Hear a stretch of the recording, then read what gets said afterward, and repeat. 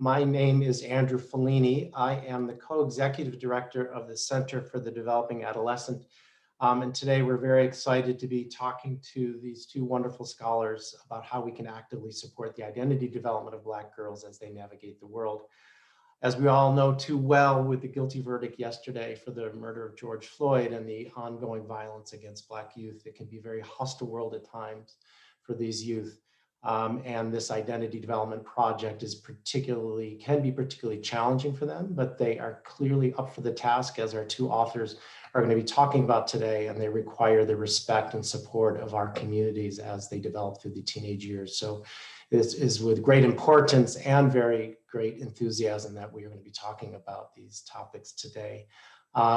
Just a couple of items before we start. The Center for the Developing Adolescent is dedicated to the translation and the dissemination of the science of adolescence, to focus particularly on the opportunity of this unique period of life for promoting development, healthy development that will extend throughout the lifespan. The topics we're going to be talking about today are very relevant for that. And we have a strong focus on equity and diversity and promoting healthy development across diverse groups of youth in our work. So we're very excited to have the folks here today. Just a couple of other notes. We have a website that we will drop into the chat that we would love you to sort of take a look at for some of our resources. We have a social media presence on Twitter and Instagram at Devel Adolescent. We'll drop that as well. And we'd love to stay connected with you beyond this kind of meeting. So please take a look at our materials. And we also, if you want to take a deeper dive into adolescent development, we have a variety of materials there, including a podcast called Adaptivity in Apple Podcasts, Spotify, or via RSS. Okay, so if you have any questions during our discussion today, please type them into either the Q&A box or feel free to have a chat on your own in the chat function. I and the panelists will be looking at this as we're talking about it, so we will try to respond to them accordingly. So without further ado, let's introduce our guest today. We have Dr. Lauren Mims, who is an assistant professor in the Department of Educational Psychology at Ball State University. And we also have Joanna Williams, who is, excuse me, an associate professor in school psychology at Rutgers University, and who is also the co-director of our own National Scientific Council of Adolescents.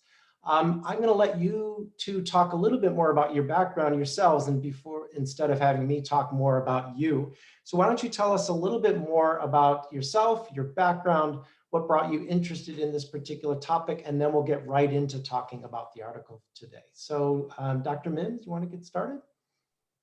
Sure. Hi, I see a lot of friends that are attending. So I am an assistant professor of educational psychology over at Ball State. It currently is snowing. So this is my second year here. I did not know it snowed in spring, but here we are in the snow.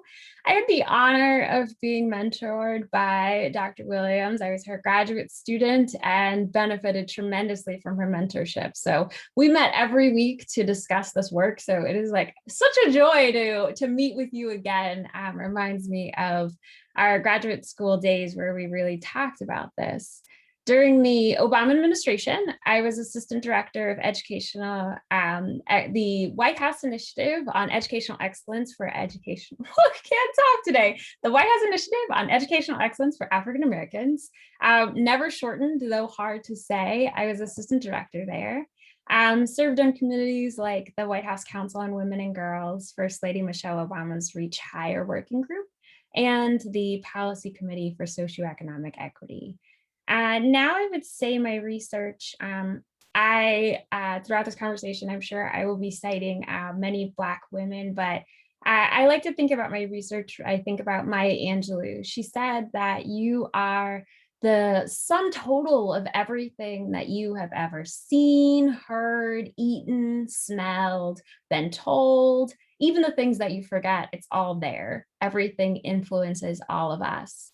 So as a student of this paper, looking at Black girls in their multiple worlds, what I'm really interested in is this kind of sum total of children's experiences, the policies, the relationships, the cultural representations, as well as like the family processes and how those support or hinder Black children's learning and identity development. So that's a little bit about me. Well, I am just as joyful and honored to be joining my colleague, Dr. Lauren Mims, who, as she mentioned, we had an opportunity to work together and learn together and explore and kind of just dig into the work together for a long time when we were both at University of Virginia. As you heard from Andrew Fuligni, I'm now at Rutgers University in the Graduate School of Applied and Professional Psychology in the School Psychology program. So I'm excited about bringing developmental science to future school psychologists who are working directly with young people.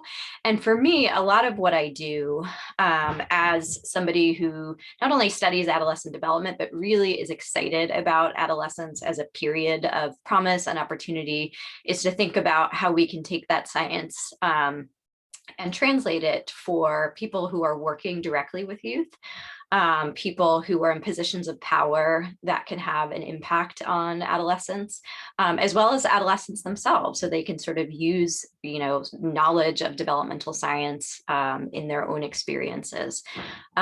Historically, my research has focused on issues broadly of race and identity in adolescence, and that has, taken a variety of forms. But when Lauren and I were together at University of Virginia, we had an opportunity to spend 2 years with middle school students, so younger adolescents who were attending relatively racially diverse middle schools in the Central Virginia area.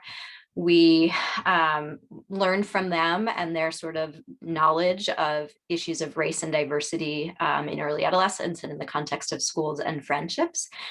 We had lovely opportunities to sit down and talk with young adolescents about, how they were understanding sort of the world at that time, particularly around issues of race. And so this paper is one piece of that larger project.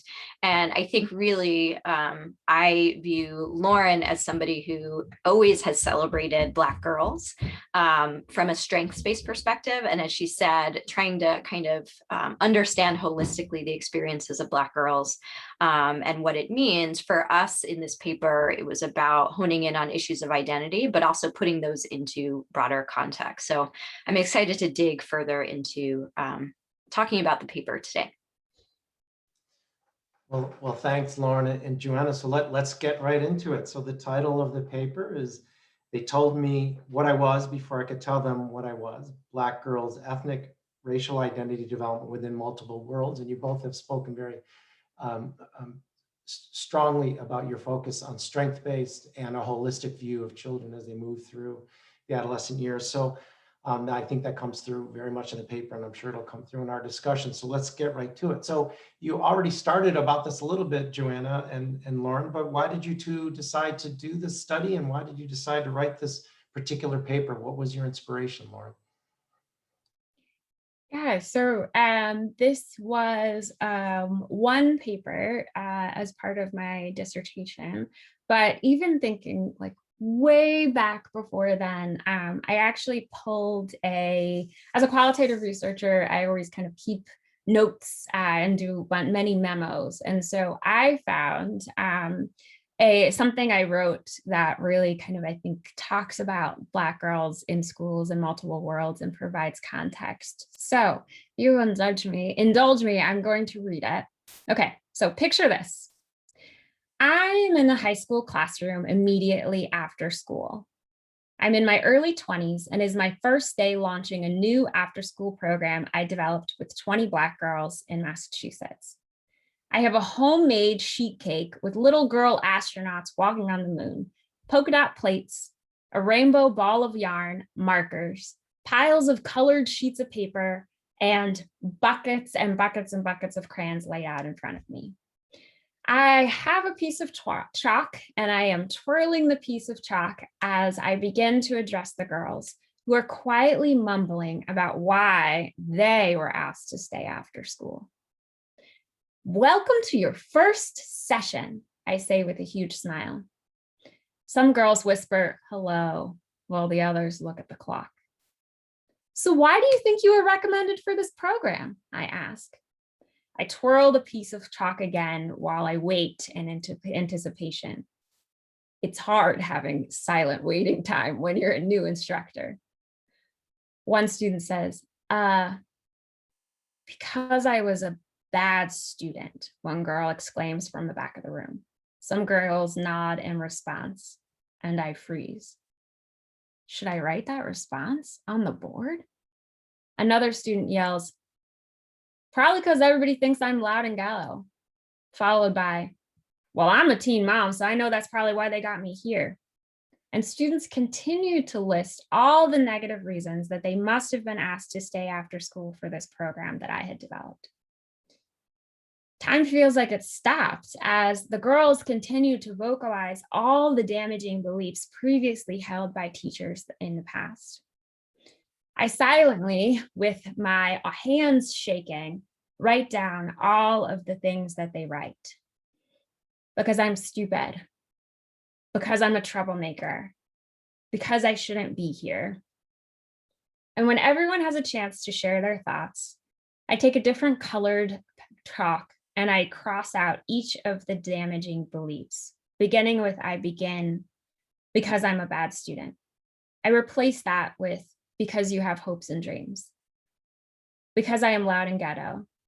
I replace that because you have important perspectives and opinions. I used a caret to add wonderful before teen mom.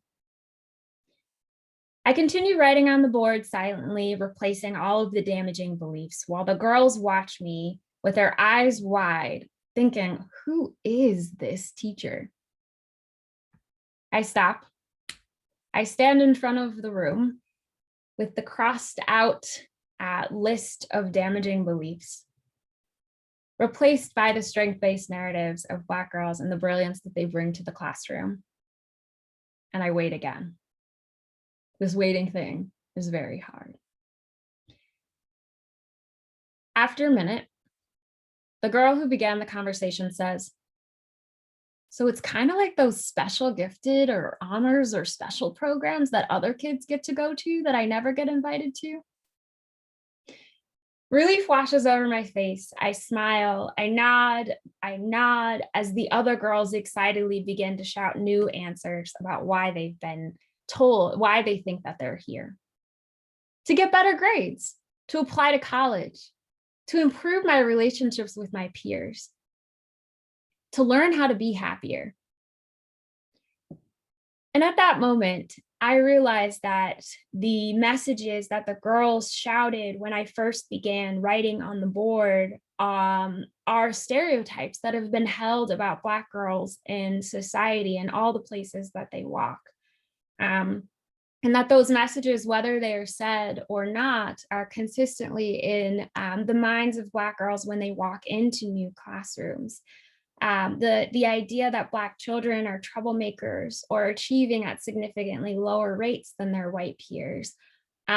These damaging perceptions and the resulting actions of teachers, peers, and family members, they can be really harmful.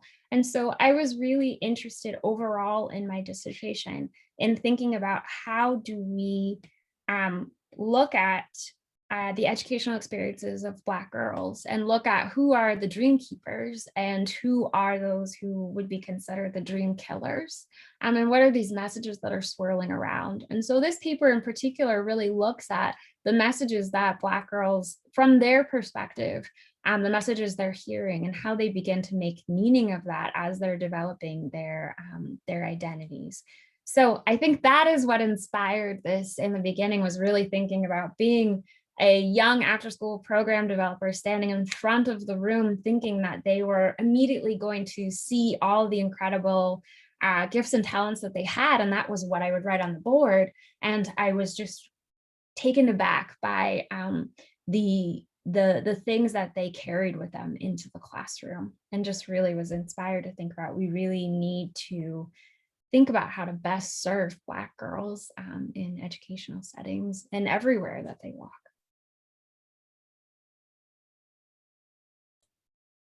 So Lauren, thank you. I've heard versions of that story. I don't know that I've heard the full memo, but it's really impactful. And I think it really provides important context for understanding how Black girls have been represented in research as well. For me, this particular paper, I want to give a little bit of context about the larger project. So as I mentioned earlier, the larger project was about issues of race and diversity in racially diverse middle schools, centered on social experiences. So we know in early adolescence, social relationships are kind of a central part of the adolescent experience.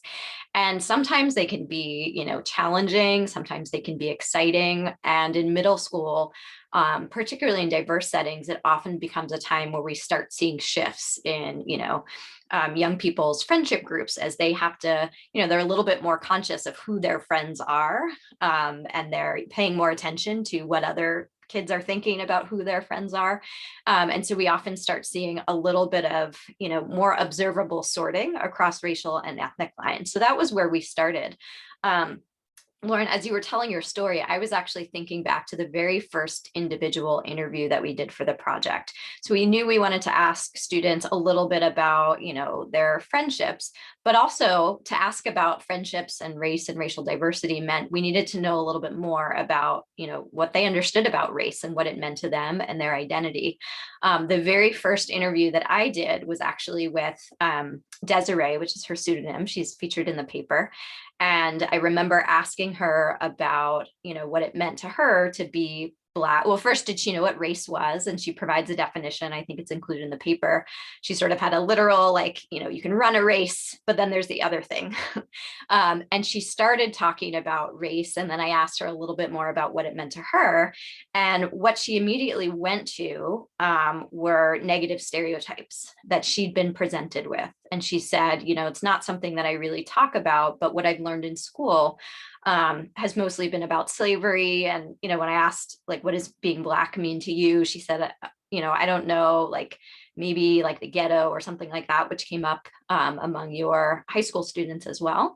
And so I think this was an important, very first moment. At the end of the interview, I went to write my sort of processing memo, and I just, I was feeling sort of morose. I felt like her demeanor during that period, as I was asking her to kind of name how she was making sense of race as an 11-year-old, as a 6th grader, was tied centrally to these sort of negative stereotypes or shallow sources of information, say about, sort of shallow history of slavery was her one academic exposure to race. And it just struck me then, and I think it continued to strike all of us on the research team, that kept coming up pretty consistently as we talked to Black students, both girls and boys, in the process of these interviews. And we were talking to kids from multiple racial or ethnic backgrounds, but this idea that when we asked them, what does being Black mean to you, and how did you learn about it,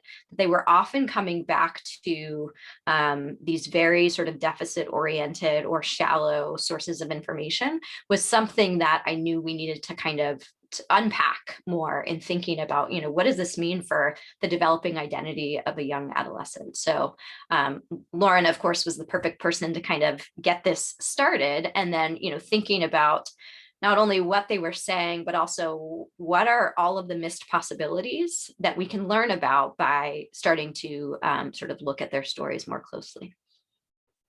And I've been thinking about, I don't know if it's on my bookshelf, I have Amanda Gorman's The Hill We Climb, but she talks about, in her inaugural poem, she talks about history has its eyes on us.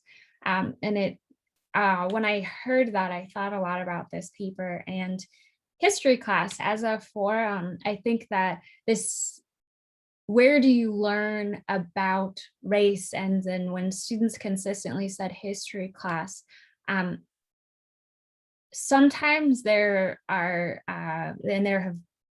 wondered if history teachers know that they're not just teaching history. Like history is not, of course, it's not a neutral topic, but history has its eyes on us. Almost what the students are learning in history, like they have their eyes on what they're learning in history, and that's those messages are really important. And so I think you're right. That was something, it wasn't, I don't think that it was surprising, but I think it was incredibly impactful, and to see the impact among students so for this paper, we focused on the Black girls, but we, as Joanna said, we interviewed students within the school, and it was students of all races who were saying history. And so then what does it mean if you are a Black girl and you're saying that it's history, but not just history, it's slavery, and then kind of the history of American enslavement, and that they said in the paper kind of whips, and that they are seeing those images in textbooks. What does that mean to see kind of a mirror, so your identity being mirrored in that way, but then also what window is it providing to to Black culture? And as you said, Joanna, what opportunity is missed there when we focus so narrowly, and we even the perspectives of the history books that are continuously kind of dehumanize the process and don't talk about, they talk about the American enslavement as being kind of a passive process without talking about individuals in the process. And so what is that, what are the implications for youth, for peers, peer relations, as well as individual identity development for youth of all races, but in particular Black girls whose identities and mirrors their race and gender, and those narratives that's where they say that they're learning, and that's where they're seeing their experiences represented in kind of when they are responding as being the first place that they consider. One thing I think that we typically underappreciate about adolescents, particularly early adolescents, is that they are getting these messages. They are looking for messages and signals, whether or not educators, families, communities are intentionally or thinking of consciously or unconsciously delivering these messages. What is striking to me about your paper and the type of work that you do is your ability to shine a light on how adolescents are grabbing these messages. Can you give us some examples from your work about where they're hearing messages in ways that might be, that educators or community members might not realize that they're pulling these messages? Yeah, so I'll start. I think what Lauren just said is one example. So students were telling us that when we asked them, how and when did you learn about race in the context of like, what does it mean to you? And they mentioned history class. They were saying a couple of things. One, I'll go back to Desiree, who said something like, when she was talking about Black people, she said, well, we learned about who they were, and that who they were in the context of what she was saying were enslaved people, but we never learned what they did. So she was almost saying like, I'm asking to be nurtured in a different way, but I have not yet, in my now 6 or 7 years of education, encountered that in the school context. So she was asking for more. And then she was sort of, saying, but this is all that I've gotten so far. And, if school's the place where I'm learning important information, these are the conclusions that I'm able to draw. We saw this, and it's in the paper, from Black girls who mentioned that there were multiple sources of information. In the larger body of interview, we've actually looked closely across all kids about when we asked them, what did they learn about race in school? I would say the two or three of the most popular answers are, one, they'll mention history class and they'll mention enslavement. So that there's this automatic kind of association. Second, in mentioning history and enslavement, they sometimes explicitly, but sometimes implicitly convey that race and racism, sort of associated with race, is a historical artifact. Like that's something that happened in the past, and it's not in any way connected to the present moment. And so kids often said things like, well, we learned that there used to be racism, but that things got better, or that we learned that, Black people used to have a hard time, but that's all in the past. So there was this framing of the conclusions they were drawing about what they were learning was that, this is something that is a past issue and it has nothing to do with my present. And then, of course, the third, which was, not particularly in the sample of Black girls, but kids saying things like, oh, we don't talk about it at all. So it's like, I haven't learned anything, in school. And this was at the, 7th grade when we were asking them these questions. And some of that could have been that they're uncomfortable in the moment of the interview about, discussing. We did have a lot of kids who thought that saying anything about race, as innocuous or neutral or whatever, just making an observation could be read as racist, and they were worried about offending people. So I think there's sort of this, as it relates to identity, few opportunities in the school context to think about how curriculum could be used as a source of sort of strength and meaning making for, what does this mean to me about who I am as a young person right now in this moment? So curriculum was not necessarily providing that resource. Instead, it was sort of, race may be operating in other spaces, but the school's not the place that's helping us draw conclusions about that. As you see in the paper, focusing on other sources of information, like families, for example, provided some insights about almost counter messages in families where young people were having different kinds of conversations to foster cultural pride. But not all kids at that, not all kids were having those conversations at home, including the Black girls in our study. And then, of course, peers. So with early adolescence being a time, not only when peer groups take on increasing importance, but we know developmentally that there's kind of a heightened attunement to other people in your space. So peers and what they're thinking about you, and, paying attention to who they are, and, questions about, do I fit in? Am I normal? All of that is part of identity and meaning making. And so there were experiences that girls were having in these interpersonal and social settings in school that were contributing to how they were sort of drawing conclusions about themselves as Black girls. So I'll leave it there. Lauren, I don't know if you want to say more about that too. Yeah. And it's interesting because this paper, we didn't collect this data very long ago, but I think that some of the, in the way that we started the panel and thinking about recent incidents of social unrest, as well as COVID-19 closing schools, I've been thinking too about kind of where are the sources of where they're learning, and this, when we were working together on this paper, we were really talking about the multiple worlds, so like home and school. But what happens when home and school are blurred as a result of the pandemic, and then the messages, the kind of where we see these messages are more pervasive. So I've even been thinking about what it would look like to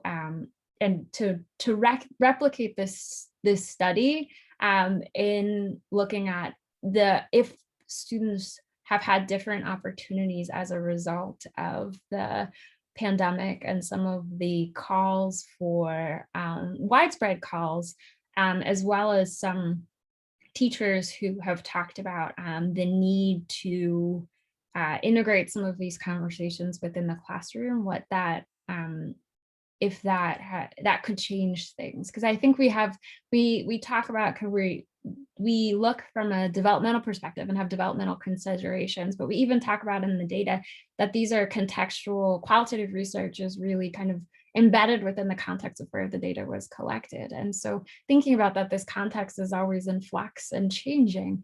And I'm wondering, as we were talking and thinking about schools where they're not hearing these messages in schools, and wondering if they're not hearing these messages in schools, are they now hearing these messages in schools? Or because schools have been virtual as a result of the pandemic, have they had, with the family being there while they're often kind of going to school, are we seeing more?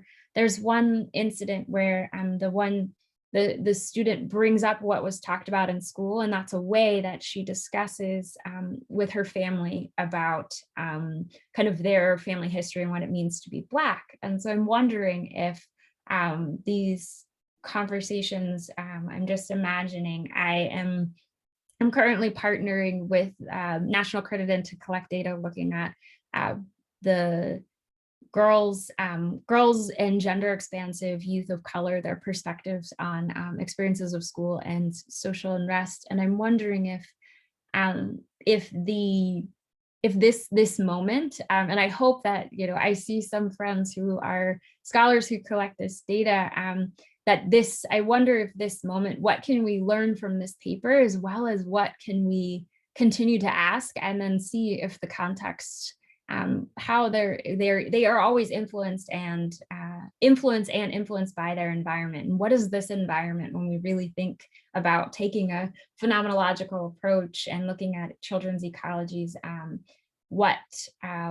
What is developmental about this, and what could be changed as a result of the contemporary context? I'm just thinking about, I would be remiss if I didn't mention that yesterday was difficult because of the verdict, but also about Ma'Khia Bryant, who was killed in Columbus, Ohio last night after calling 911 for protection.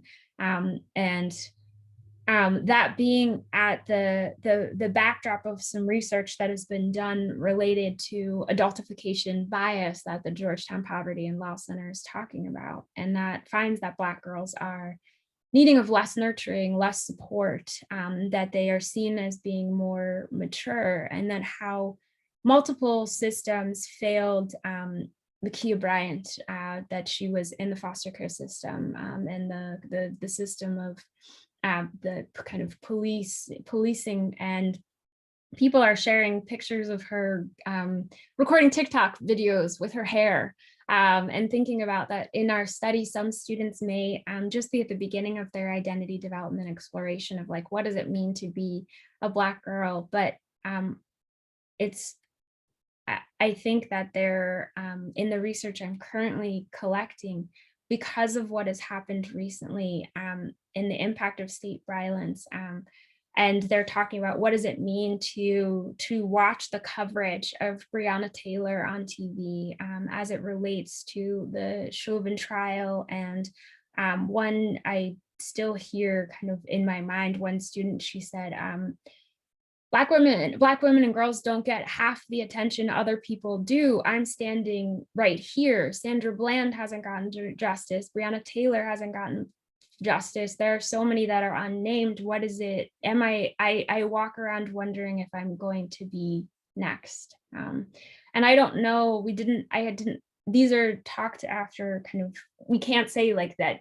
I haven't looked longitudinally to see if that is a different perspective than what they would have. And these are two different samples. But I just want to bring in the conversation and thinking about, I'm just deeply concerned about if we think about context matters and context being important, and thinking about multiple systems, what's happening in schools right now, today? What are they hearing about what happened? Is it being discussed? What are the messages? How are those relating? And how does it affect? I think we see here that there's not one way that the Black girls are discussing what it means to be Black, what it means to be a Black girl.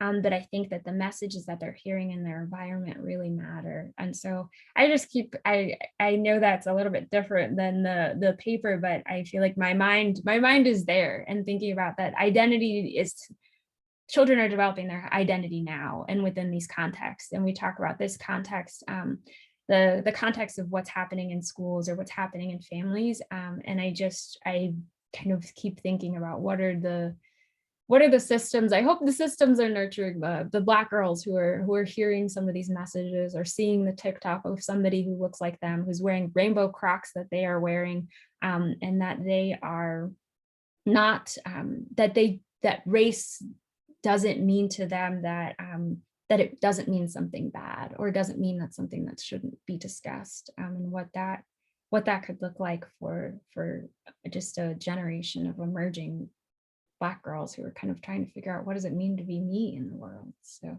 I just wanted to bring that in because I just keep thinking about that particularly today and this week.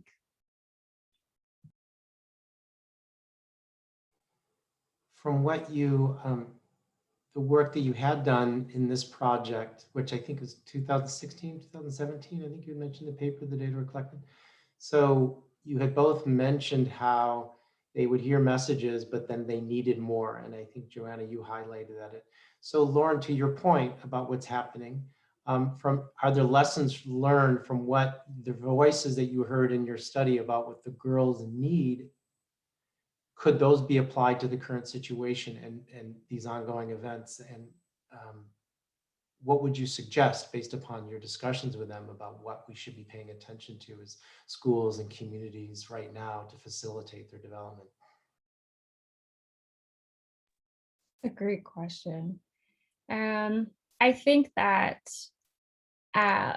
for those who are working with young folks, I think thinking about for us as adults, when we go into a workplace, well, this isn't always, but if we were in a toxic workplace environment, then we may be able to consider switching jobs and going to a different place. But for Black girls, if they don't have that same type of freedom always to say, you know what, this is a really horrible schooling environment. I'm going to switch to another school. It's incredibly difficult to be able to do that. And so I think that we have to think about these ecologies and recognize that through all the research I've done, that many Black girls mention that it's difficult, that kind of going to school, even virtual. We think about the young girl who was in juvenile detention center because of online courses and not attending those courses, and what does that look like? And so I think that we have to first acknowledge the role of institutions in shaping the lived experiences of Black girls, and that what is said in class, what is done in class, all of those things, those matter. I think that things that I would say that help and support girls is looking at things like discipline, and in talking about that the schools are places where children are developing for better or for worse, and often for worse when we think about Black girls. And so I think it's important that we do that from a perspective and thinking about, like, the largest thing in terms of history is that there has been research about thinking about destigmatizing slave ancestry, which I talk about, which changes, like, placing the responsibility for slavery outside of the enslaved, and focusing on the ways that enslaved people sought liberation. What does liberation look like? Talking about the pursuit of freedom, love of family, and the way that they have always been passionate about education. I think that we have a very flat single story of American enslavement that has that we need to do a better job. We need to look at how we're talking about this in history courses. But I think the biggest thing that we can do is to talk to young folks and ask them that question. What do you need in this moment? What can, as caring and concerned adults, what can we do to best support you? And then do that thing. I think sometimes we have panels or we have conversations with young folks, and then they don't see any actionable change, and they also see that. And so I think that that's really important. But I think we have to also continue to know that history has its eyes on us, that Black girls have its eyes on us, and that they are trying to understand what it means to be them. And we know adolescence development is a period of opportunity, and that they actually are able to, one, live, but two, kind of to experience all the joys of Black girlhood, and to see when they walk into a room and think that, wow, this person, I can't wait to share with them all the ways that make me unique and special, rather than this person, when I walk in, is already thinking about all of the pervasive narratives and deficit narratives about who I am and what it means to be me. And I think that those are many things, but I think if I were to say one thing, it would be to ensure that we are supporting the young folks who are often watching the same news series cycles that we're watching. They may be in school with peers saying things about what happened, and that we provide space for them to kind of just be, but also to share what programs, policies, and practices or future research would be really helpful to them as they're going through this process. So I want to just add a couple of things. I agree, Lauren, with what you said. I want to go back to the beginning of when you started talking and reading your memo about how you helped girls in that after school program kind of restory their personal narratives about why they were in a particular space. So I think that centering strengths is really critical. I think schools can learn from decades of research on racial socialization in families. And what we know from that work is that messages that support kind of cultural pride and connection can be really beneficial developmentally for adolescents, particularly as it relates to developing ethnic and racial identities. So messages, sort of under the umbrella of what we call cultural socialization, but those are the kinds of messages that connect history and heritage with pride and kind of contemporary, everyday, current experiences. And those often become in some ways, what protects developing Black youth from more negative and deficit-oriented messages. At the same time, families often play a role, particularly for Black adolescents, in preparing them for a world, the context of racism and potential direct experiences with racial discrimination. So that is something that I think is an important part of supporting adolescents to think kind of critically about their world. And, unfortunately, messages around safety have become common in Black families. Another important aspect of this, particularly in middle schools, and particularly as it relates to identity, is that one of the things that I sort of heard from the Black girls in our study is that for some of them, race was beginning to be an important part of how they understood themselves. They couldn't always articulate exactly what that meant as 6th and 7th graders, but they were starting to. But for others, it just wasn't at that time in their life central to how they were defining themselves. So anytime I talk about racial or ethnic identity, I think, particularly when it's educators, I remind educators that we're talking about young people first. Like, they are humans, they have multiple identities, they've got multiple interests, multiple strengths and talents. And I think Black girls, like all girls, want to be seen for their full sort of set of identities and not necessarily narrowed down just to one. So there's this kind of both and situation, providing content that serves as a source of cultural strength and pride. That can be beneficial for all youth. So we know in our study, as we ask all kids about race, and they're all learning these same shallow, sort of deficit-oriented stereotypes, they're drawing conclusions too, that are sometimes salient for their identity, but just generally salient about their knowledge of race and how it operates in society. So I think for all youth, seeing people presented as full humans, understanding sources of strength and pride is important, whether they are a member of that racial group or not. But I think when it comes to Black youth, we tend to racialize them first and sort of, put them in the box that, like, race must be, the thing that comes at the top of your list of, personal identity markers. But that's where I think we get into, it may be very well-intentioned, particularly educators who want to provide this sort of nurturing environment, but understanding by asking them, as Lauren said, who they are, we can learn a little bit from these brief sort of social psychology interventions about identity affirmations, where you ask young people about their personal values. And that research suggests that when they're able to share, this is what's important to me and here's why, then they're able to, sort of see themselves as being perceived as fuller humans rather than as being kind of narrowly defined and potentially viewed through the lens of negative stereotypes. So I think there has to be some balance in providing sort of nurturing and more racially, like thorough and rich content for all youth, with also allowing youth to express the multiple identities that they are developing as young adolescents.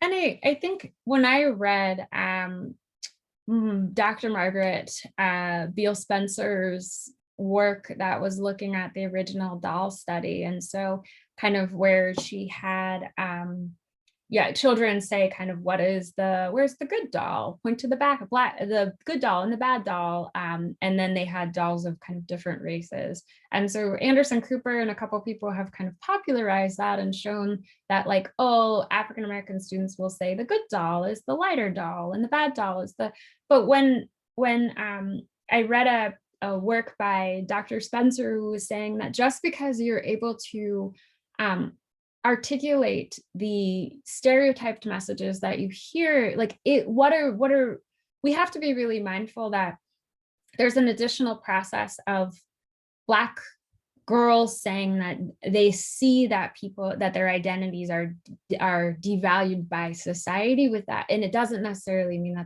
that is internalized. I think there's and I think we see that here is, it is not, I don't want to say that they feel really terrible about being Black, that is not, that we don't, because they say that they learn about it in slavery, then maybe some, I think, do feel like there's some dissonance. So in the paper talks a little bit about some dissonance, right? Like at home, I'm like, we're supposed, they talk about being Black and proud, and then at school, it's like, they're still kind of trying to understand what the messages mean as it relates to their own identities. And so for the doll study, Spencer really said that it doesn't necessarily mean that like Black children have internalized self-hatred, but they are able to, they recognize that there are stereotypes and biases that are held by others about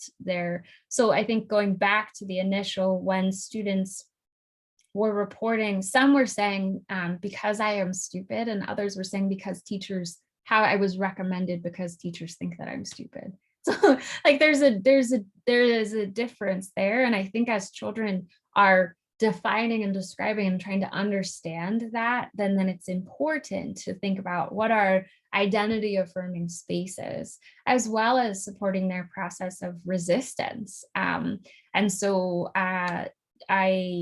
another kind of work related to my dissertation was looking at Black girl magic, and like how Black girl magic may be kind of a counter narrative in some ways. And so many girls there said Black girl magic is power. It's, you can come into a room and, hold your head up high because there's a long legacy of strong Black women. And so I think it's questioning kind of how do we cultivate identity affirming spaces, as well as support. Gloria Ladson-Billings talks about how when we talk about culturally relevant pedagogy, people forget the critical consciousness aspect a lot. That actually requires having students critique and challenge and question policies and practices that are in existence or messaging. And I think that's an additional important component for youth to be able to talk back or and kind of start and support their kind of idea meaning making processes of all these messages that they're hearing.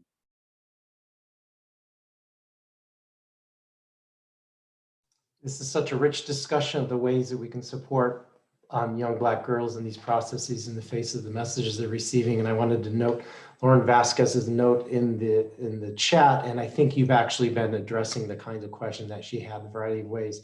We've got a little bit less than 10 minutes. I want to give you some time to talk about what you're going to be working on in the future, but I actually do have a specific question still to this point. And that is one thing that's striking from your papers. You've talked about schools and families, but you also highlight the importance of peers and how girls are working these messages out with their peers. So maybe if like in 3 minutes, I know this is a complex question, but how can we as schools or adults support the peer work that girls will do with one another to work out these issues? Should we just respect that their independence to do this totally and let them do it on their own? Or are there kinds of ways that we can support this in ways that will promote their healthy development? So that's an important question too. And I do think that, Andrew, as you framed it, there's work that young adolescents are going to do on their own, and we should respect that in some ways. But I think we need to think about, what is sort of the content that they are drawing from and drawing conclusions about. And that's where I think educators and, parents and other caring adults have a little bit of influence. So thinking about, if youth are working out among themselves issues of, sort of social hierarchies and, belonging and in-group and out-group, then I think it's really important that they have like clear information and accurate information, so that they can be, drawing conclusions. And maybe that becomes something it's like in the back of their mind, so that, in the heat of the moment in social conversations, they're drawing from things that they've learned about.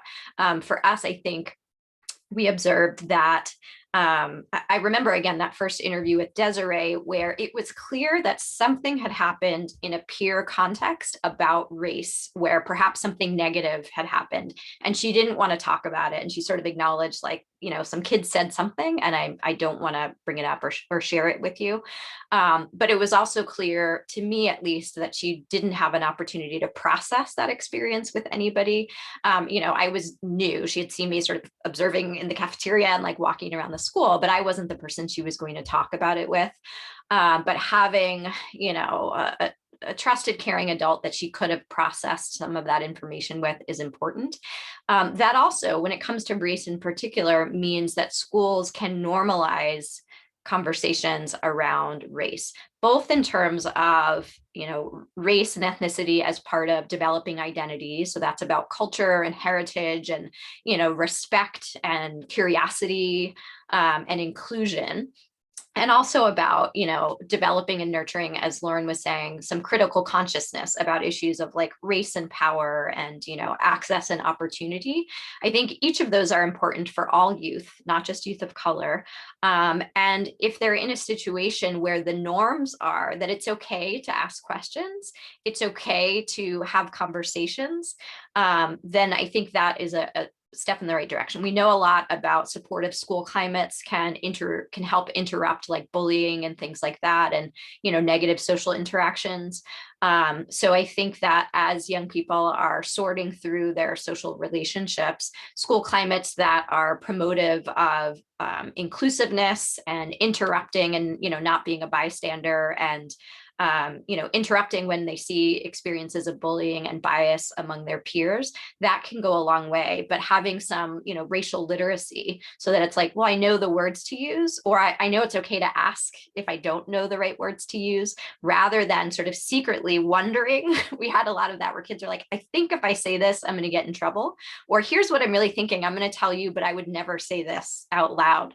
Like, we need to create a space for them to be able to build some of their knowledge and build some of their literacy, so that when it comes to the more informal moments, they can act in ways that are, promoting tolerance and promoting connection rather than disconnection and sort of, this mysteriousness about, what race means in their lives as young adolescents.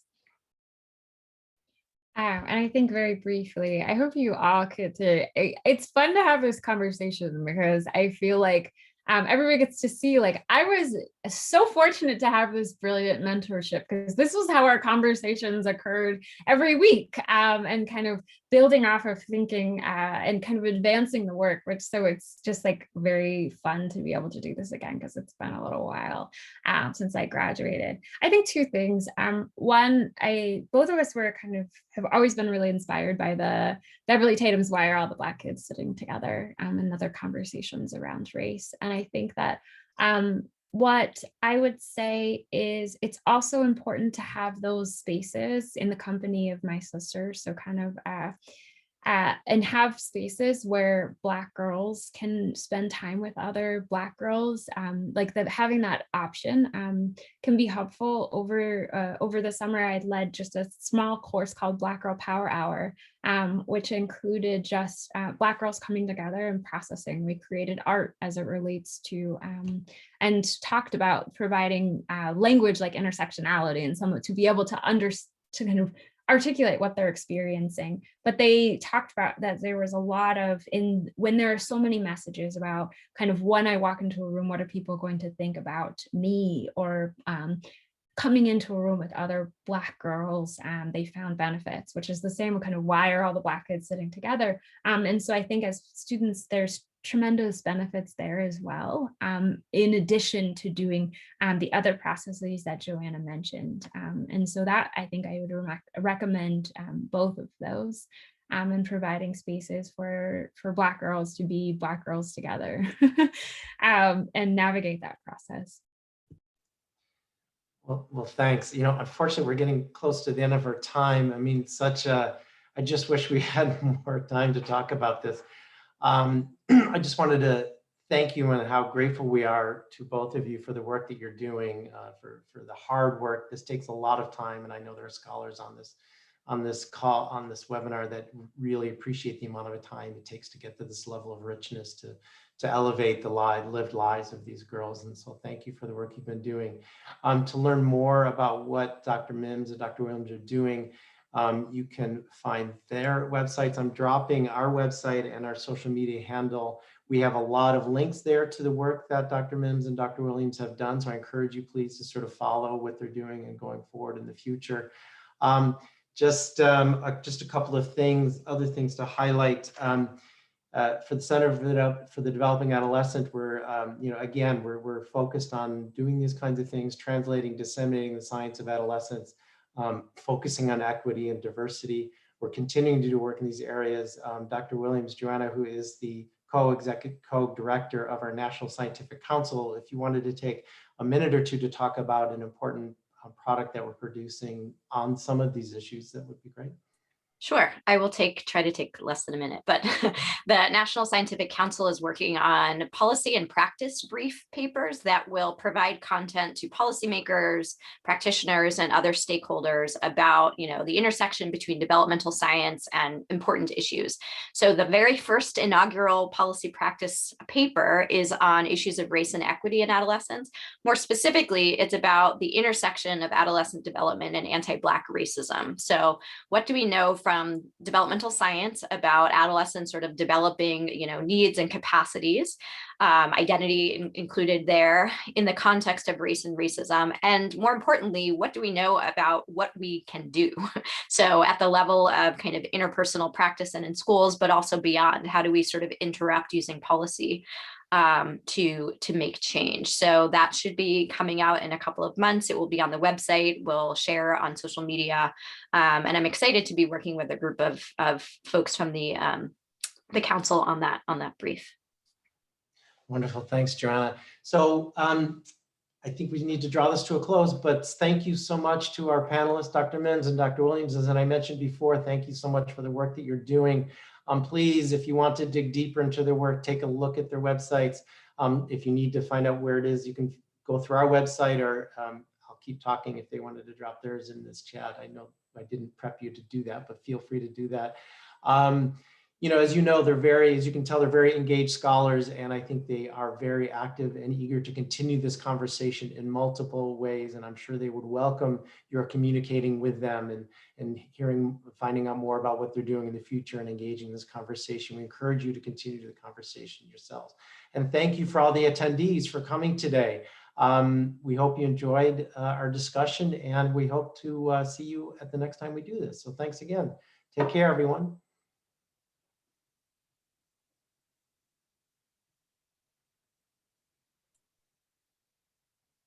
Thanks, Andrew.